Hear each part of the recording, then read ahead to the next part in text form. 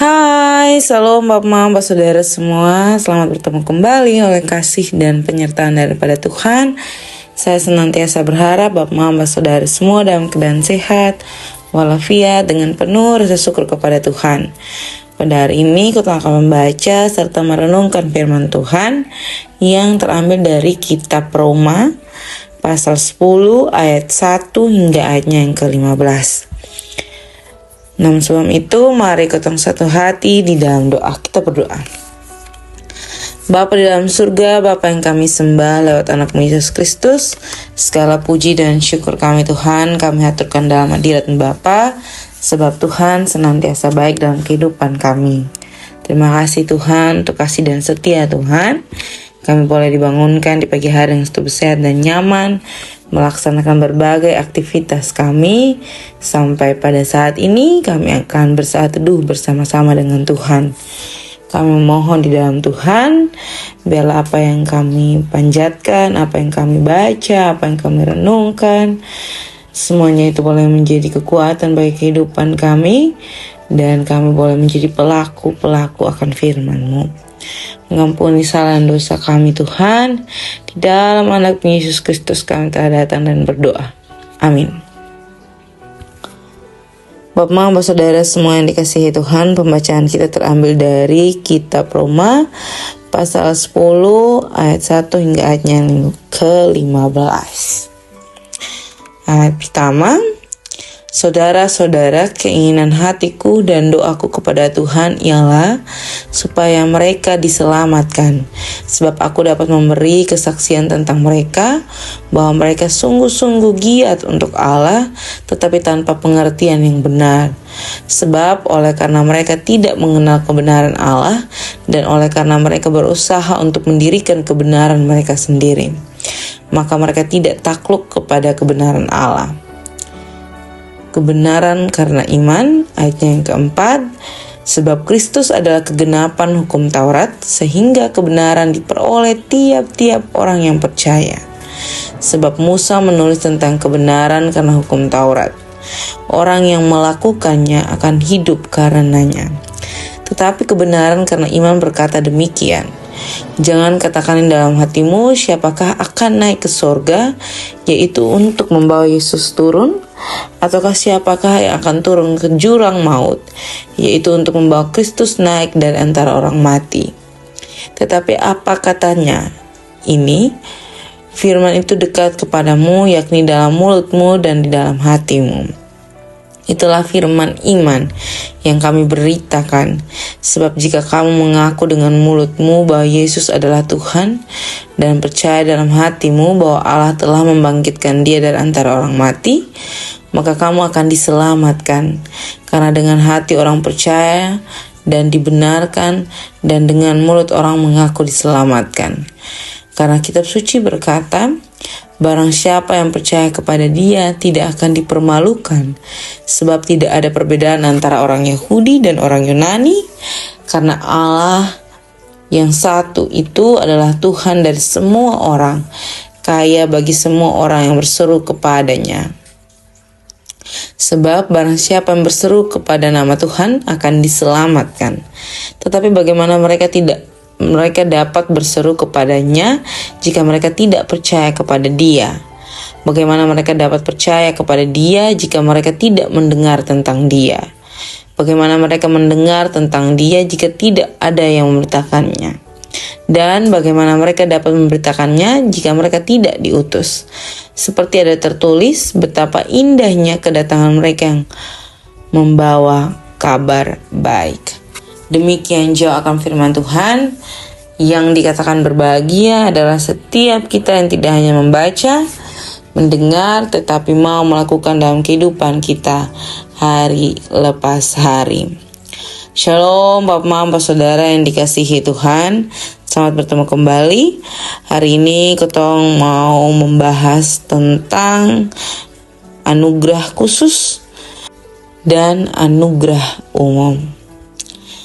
Perlu kita mengetahui bahwa anugerah itu adalah hak dari setiap umat atau setiap jemaat yang dikasihi Tuhan. kita Yesus Kristus. Anugerah adalah salah satu bentuk tanda keselamatan daripada Allah kepada umatnya yang percaya akan Dia di dalam penebusannya serta karya keselamatannya. Bapak, Mama, Saudara yang dikasihi Tuhan, ayat 1 hingga ayat 3 memberikan satu penjelasan kepada kita bahwa Paulus memberitahukan kepada kita bahwa bangsa Israel yang sudah memiliki perjanjian sunat sebagai tanda bahwa mereka adalah anggota umat pilihan Allah tidak menjadi satu jaminan bahwa mereka benar-benar dengan sungguh memahami dan mengerti maksud dan tujuan Allah. Itu mengapa di ayat 3 diberikan penekanan bahwa oleh karena mereka tidak mengenal kebenaran Allah dan oleh karena mereka berusaha untuk mendirikan kebenaran mereka sendiri, maka mereka tidak takluk kepada kebenaran Allah. Tentu dari 3 ayat ini saja kita mendapatkan 2 hal, yakni pertama, Israel berusaha menciptakan kebenaran mereka sendiri, dan yang kedua, mereka tidak mau takluk kepada kebenaran Allah, atau mereka tidak mau bersedia untuk menaati kebenaran yang telah disediakan Allah atau anugerah yang disediakan oleh Allah. Lalu di ayatnya yang keempat hingga ayatnya yang ke-15 merupakan satu penegasan kembali dari Paulus, tetapi lebih diperinci oleh Paulus tentang bagaimana iman yang seharusnya menyelamatkan. Bapak, Mama, Saudara yang dikasihi Tuhan, saya lebih menekankan di ayatnya yang ke-12, 13, 14, dan 15. Kenapa saya menekankan di ayat keempat ayat ini? Karena bagi saya 4 ayat ini menjadi satu jawaban yang kompleks bagi bangsa Yahudi.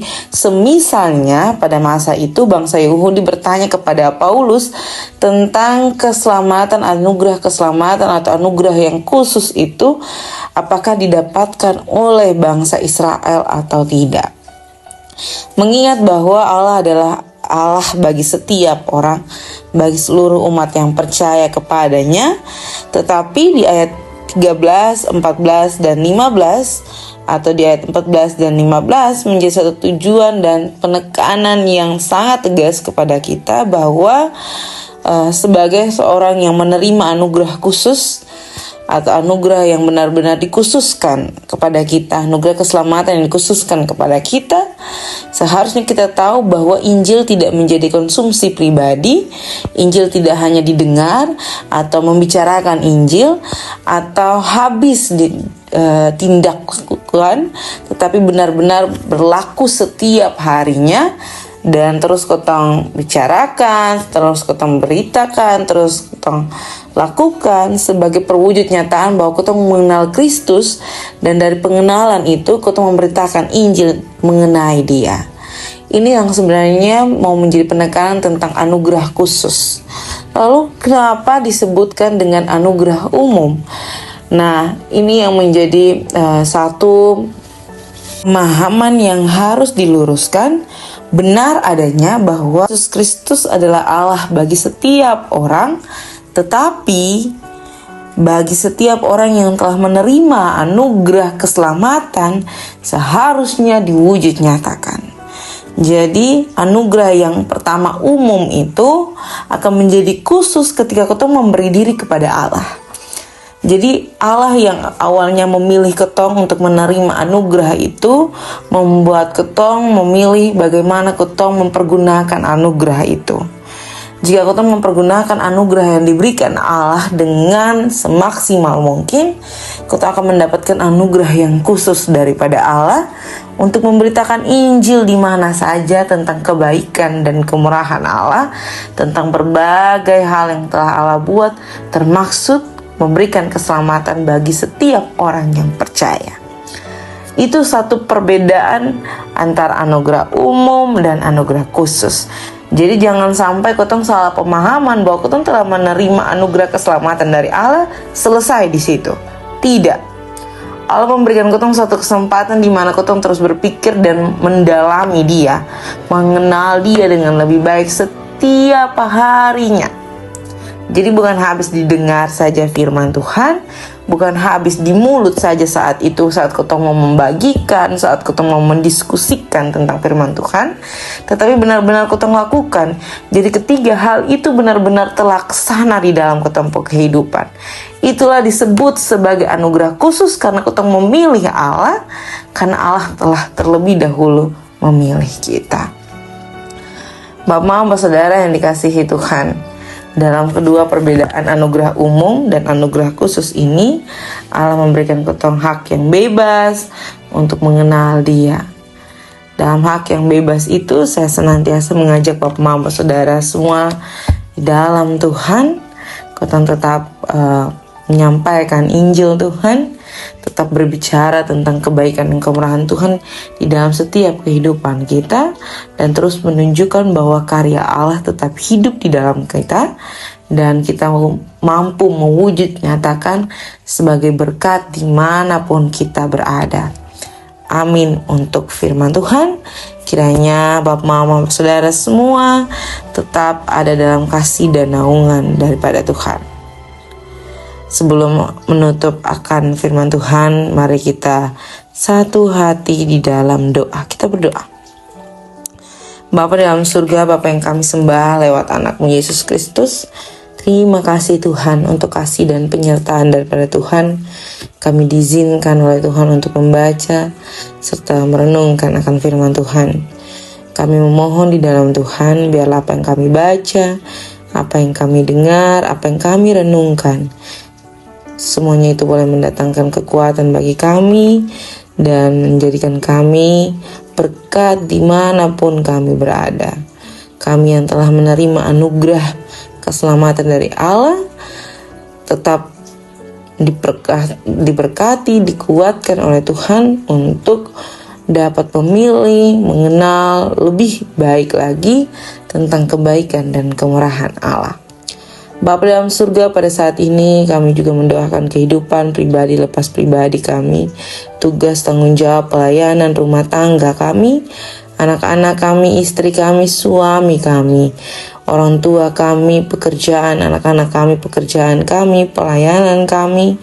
Kami memohon dalam tangan dan pengasihan Tuhan. Tuhan memberkati, Tuhan mencukupkan setiap kami dalam segala pergumulan kami. Kami yang dalam kehidupan sendiri kami sebagai seorang janda, sebagai seorang duda, sebagai orang tua tunggal, kami memohon di dalam Tuhan, Tuhan mencukupkan kami oleh kasih dan penyertaan daripada Tuhan. Bapa dalam surga, pada saat ini juga kami mendoakan setiap kami yang mengalami duka cita dan sukacita, sakit, penyakit apapun itu, kami taruh dalam tangan dan pengasihan Tuhan. Tuhan memberkati, Tuhan melindungi. Biarlah menjadi apapun yang menjadi pergumulan kami, semuanya itu boleh dijawab seturut dengan kehendak Tuhan. Selepas ini kami akan melanjutkan tugas tanggung jawab kami. Tuhan memberkati, Tuhan mencukupkan. Biarlah apapun yang kami kerjakan, semuanya itu untuk hormat dan kemuliaan bagi nama Tuhan. Mengampuni salah dan dosa kami Tuhan, di dalam anak-Mu Yesus Kristus kami telah datang dan berdoa. Amin. Shalom Bapak Mama Saudara semua, selamat beraktivitas. Tuhan Yesus memberkati kita semua. Dah.